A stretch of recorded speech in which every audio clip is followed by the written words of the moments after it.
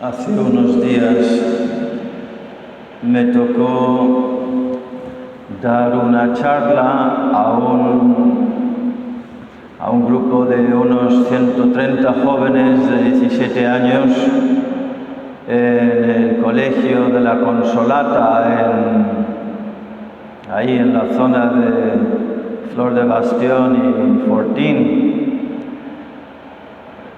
Me pidieron hablarles de la vocación y de quién soy y para qué estoy aquí, el sentido de la vida,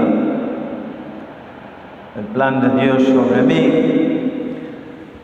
Al final hubo una sesión de preguntas y respuestas. Era un grupo muy bueno, muy animado, muy abierto, una gozada hablarles y escucharles. Y uno levantó el brazo y me dijo: ya padre, vale, pero si quieres ayudar al mundo y el mundo no se deja ayudar, ¿qué haces? Y pensé en la respuesta perfecta unos 2 días más tarde. En el momento hice lo que pude, pero la respuesta perfecta, como siempre, nos la da Dios en la Sagrada Escritura, y en este caso es cuando nos dijo: mi palabra no volverá a mí vacía, sino después de haber dado muchos frutos. Esa fue la respuesta perfecta. Lo que pasa es que tardé 2 días en darme cuenta. Aunque haya una primera impresión, los padres con los hijos, de rechazo, de fracaso, de inutilidad, tenemos esa promesa de Dios, que hay que echar la semilla, hay que decir la palabra y los frutos vendrán. Como el agricultor que tiene que esperar el invierno largo, el otoño y el invierno, y ver brotar la semilla. Les hablé de los 3 sentidos de la palabra mundo: mundo como creación de Dios, por tanto bueno;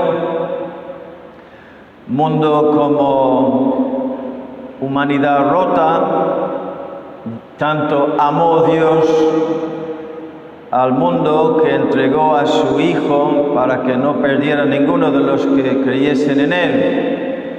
Por tanto, la humanidad rota, caída, esclavizada en el pecado y amada por Dios y salvado por Jesucristo.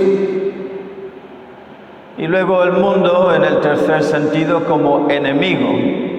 El mundo os odiará como a mí me ha odiado. Y entre la humanidad rota, o sea, cuando nosotros damos testimonio, cuando somos instrumentos de la palabra de Dios, tendremos la reacción del mundo como enemigo, que siempre odia y rechaza, como indicaba este chico. Pero también entre la humanidad rota, el mundo como humanidad sufriente, rota, sin sentido, buscando, perdida pero buscando, siempre habrá receptividad y buena respuesta. Hoy en el Evangelio Jesús nos ha hablado de la higuera, que el dueño de la viña va y busca frutos, y no hay frutos, y dice: córtala, ¿de qué sirve? Está malgastando el terreno. Y el viñador respondió: déjala un año más, Cavaré alrededor, le echaré estiércol a ver si da fruto en adelante, si no la puedes cortar. Jesús cuenta esta parábola justamente después, como hemos oído, de decirles a los judíos: pereceréis de la misma manera. ¿De qué manera? Pues de una manera violenta. ¿Pensáis que esos galileos eran más pecadores que los demás galileos? Que Pilato entró en sus lugares sagrados y mezcló su sangre con la sangre de los animales para los sacrificios. ¡Qué barbaridad! Y aquellos 18 sobre los que cayó la torre de Siloé y los mató, ¿pensáis que eran más culpables que los demás habitantes de Jerusalén? Os digo que no. Y si no os convertís, todos pereceréis de la misma manera. Aquí Jesús está profetizando la caída de Jerusalén, la ruina de Israel por los romanos. Y está uniendo esa ruina. Vendrán los romanos como Pilatos, entrarán, destruirán todo, no quedará piedra sobre piedra, el templo hecho escombros, sangre humana y también de niños mezclada con sangre de bestias. Todo eso os va a venir encima por no haberme aceptado a mí. Porque el rechazo de Jesucristo, que es amor, bondad, es Dios hecho carne, abre el camino al diablo y a la guerra.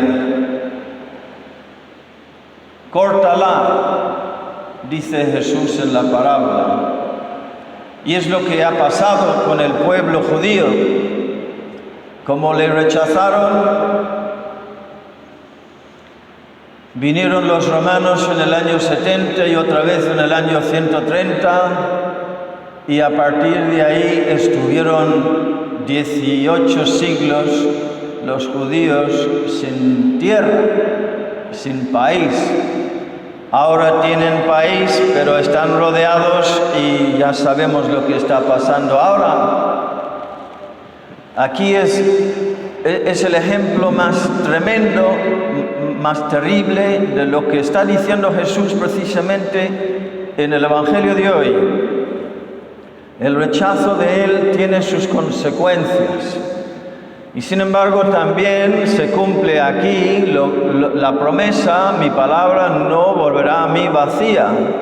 Porque de entre los judíos Jesús sacó los apóstoles y unos cuantos más, y poco a poco, cada vez más, para fundar y poner en marcha la nueva Israel que somos nosotros, los herederos de la promesa que es la Iglesia Católica. Perseguida también, con traiciones desde dentro y ataques también desde fuera. Y sin embargo sigue en marcha, empezando pequeñita. Hablan de la espiritualidad del oasis. Los apóstoles y San Pablo y otros iban en cada lugar a donde llegaban, estableciendo un oasis de espiritualidad verdadera, católica.